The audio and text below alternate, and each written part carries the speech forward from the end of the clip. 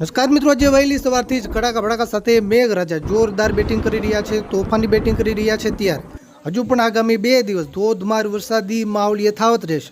મિત્રો, આજે પણ ગાજવીજ સાથે મુશળધાર વરસાદ તૂટી પડશે. આજે વરસાદનું ઓરેન્જ એલર્ટ જાહેર કરાયું છે, એટલે કે ભારેથી પણ અતિભારે વરસાદની મોટી આગાહી કરાઈ છે. હવામાન ખાતાની નવી આગાહી પ્રમાણે હવે આજે કયા વિસ્તારોમાં કડાકા ભડાકા સાથે મુશળધાર વરસાદ તૂટી પડશે તેની વાત કરીશું. પણ તે પહેલાં આ વિડીયોને લાઈક કરવાનું ભૂલતા નહીં.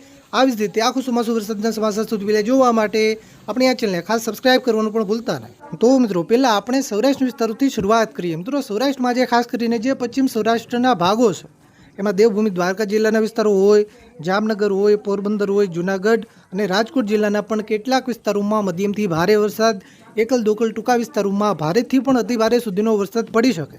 સૌરાષ્ટ્રના જે બાકીના વિસ્તારો છે મોરબી, સુરેન્દ્રનગર, અમરેલી, બોટાદ, ભાવનગર અને ગીર સોમનાથ જિલ્લાના વિસ્તારોમાં સામાન્યથી મધ્યમ વરસાદ, એકલ દોકલ ટૂંકા વિસ્તારોમાં મધ્યમથી ભારે વરસાદ પણ પડી શકે. મિત્રો, કચ્છના વિસ્તારોની વાત કરીએ તો આજે કચ્છના પણ કેટલાક વિસ્તારોમાં કડાકા ભડાકા સાથે ભારે વરસાદની મોટી આગાહી કરાઈ છે.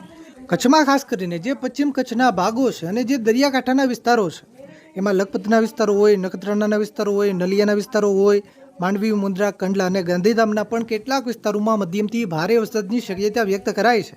મિત્રો, મધ્ય પૂર્વ ગુજરાતમાં ખાસ કરીને આણંદ, ખેડા, મહીસાગર અને પંચમહાલ જિલ્લાના વિસ્તારોમાં વરસાદની શક્યતા આજે વધારે છે. આ વિસ્તારોમાં હળવાથી મધ્યમ વરસાદ, એકલ દોકલ ટૂંકા વિસ્તારોમાં ભારે વરસાદ પણ પડી શકે. મિત્રો, દક્ષિણ ગુજરાતમાં જે ખાસ કરીને સુરત, નવસારી અને વલસાડ જિલ્લામાં ભારે વરસાદની આગાહી કરાઈ છે. તાપી, ડાંગ, નર્મદા અને ભરૂચ જિલ્લામાં હળવેથી મધ્યમ વરસાદની આગાહી છે. મિત્રો, ઉત્તર ગુજરાતના પણ કેટલાક વિસ્તારોમાં જે વરસાદની આગાહી કરાઈ છે જેમાં ખાસ કરીને સાબરકાંઠા જિલ્લાના વિસ્તારો હોય, પાટણ જિલ્લો હોય, મહેસાણા જિલ્લો હોય, ગાંધીનગર અને અરવલ્લી જિલ્લાના કેટલાક વિસ્તારોમાં સામાન્યથી મધ્યમ વરસાદ, એકલ દોકલ ટૂંકા વિસ્તારોમાં મધ્યમથી ભારે વરસાદ પણ પડી શકે. બનાસકાંઠા જિલ્લામાં જે હળવાથી મધ્યમ વરસાદની આગાહી કરાઈ